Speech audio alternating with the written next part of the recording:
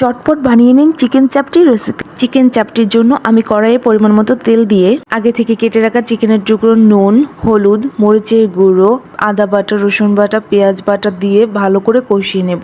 কষানো হয়ে গেলে চিকেন সিদ্ধ হওয়ার জন্য এর ভেতরে সামান্য পানি দিয়ে দিব।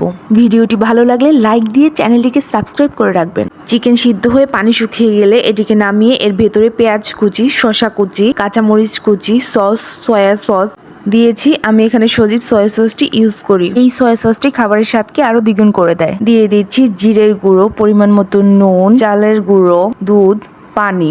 এবার সবগুলো উপকরণকে ভালো করে মিক্স করে নিতে হবে।